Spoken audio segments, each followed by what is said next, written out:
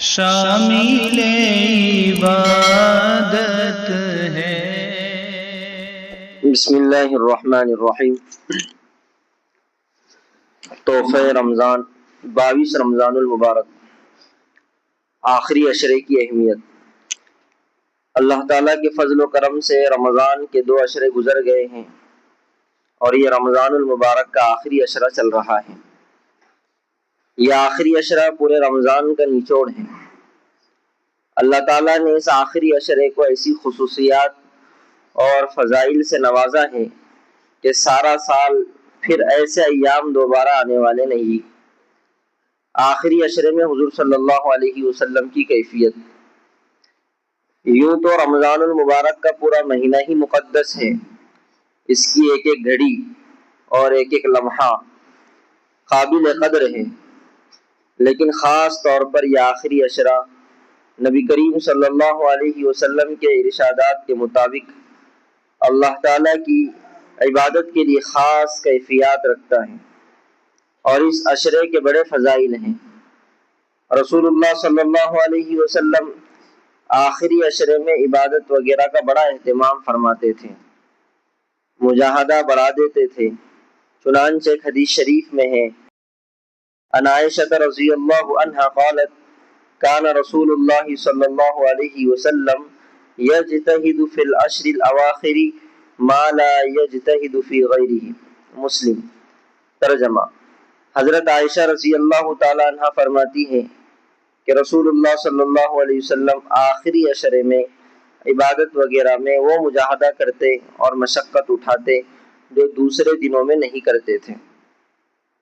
ایک اور روایت میں ہے، عن عائشہ رضی اللہ تعالی عنہ قالت اذا دخل العشر شد میزرہ واحیا لیلہ وایقظ اہلہ۔ متفق علیہ۔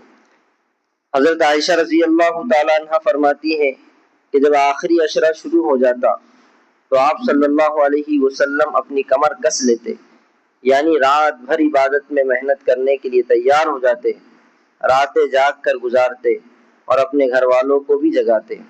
بہرحال یہ عشرہ اللہ کی رحمتوں کا موسم بہار ہے، اللہ کی رحمتوں کی گھٹائیں برس رہی ہیں۔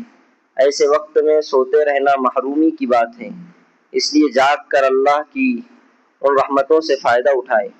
اگر اتنا نہ ہو سکے تو خصوصاً آخری عشرے کی طاق راتوں میں جاگنے کا ضرور اہتمام کرے، کہ زیادہ تر آخری عشرے کی طاق راتوں میں شب قدر ہوتی ہے، اور شب قدر کے سلسلے میں نبی کریم صلی اللہ علیہ وسلم نے ارشاد فرمایا، وَفِيهِ لَيْلَةٌ خَيْرٌ مِّنْ أَلْفِ شَهْرٍ مَنْ حُرِمَهَا فَقَدْ حُرِمَ الْخَيْرَ كُلَّهُ وَلَا يُحْرَمُ خَيْرَهَا إِلَّا مَحْرُومٌ۔ ابن ماجہ۔ یعنی رمضان میں ایک ایسی رات ہے جو 1000 مہینوں سے بہتر ہیں۔ جو اس رات میں عبادت سے محروم رہا وہ ساری خیر سے محروم ہو گیا، اور اس کی خیر سے محروم وہی رہتا ہے جو حقیقتاً محروم ہے۔ یہ رات جس خوش نصیب کو نصیب ہوتی ہے اس کے پچھلے گناہوں کی بخشش ہو جاتی ہے۔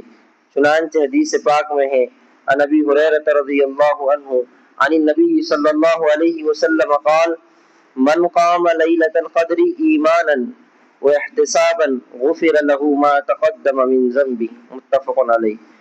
جو شخص شب قدر میں ایمان کے ساتھ اور ثواب کی نیت سے کھڑا ہوا اس کے پچھلے تمام گناہ معاف کر دیے جاتے ہیں۔ کھڑا ہونے کا مطلب نماز پڑھنا اور اسی میں تلاوت، ذکر، استغفار اور دعا بھی داخل ہے۔ نبی کریم صلی اللہ علیہ وسلم سے شب قدر میں یہ دعا کرنا ثابت ہے، اللہم انک عفو تحب العفو فاعف عنا۔ ابن ماجہ۔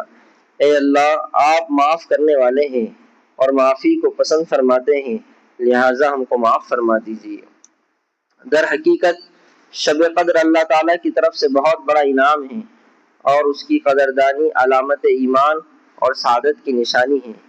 خوش قسمت ہے وہ لوگ جو شب قدر پائیں اور عبادت و تلاوت اور ذکر و استغفار سے اس کا حق ادا کرے۔ اسی شب قدر کے حصول کے لیے مسجدوں میں اعتکاف کیا جاتا ہے۔ نبی کریم صلی اللہ علیہ وسلم شب قدر کے حصول کے لیے اعتکاف کا اہتمام فرماتے تھے، اللہ ہمیں آخری عشرے کی راتوں میں عبادت کی توفیق عطا فرمائے اور خصوصاً شب قدر کے انوار و برکات نصیب فرمائے اور معتکفین کے اعتکاف کو قبول فرمائے، آمین۔ سبحان اللہ بحمدہ، سبحانک اللہم و بحمدک، نشہد ان لا الہ الا انت، نستغفرک و نتوب الیک۔ سبحان ربک رب العزت عما یصفون وسلام علی المرسلین والحمد للہ رب العالمین۔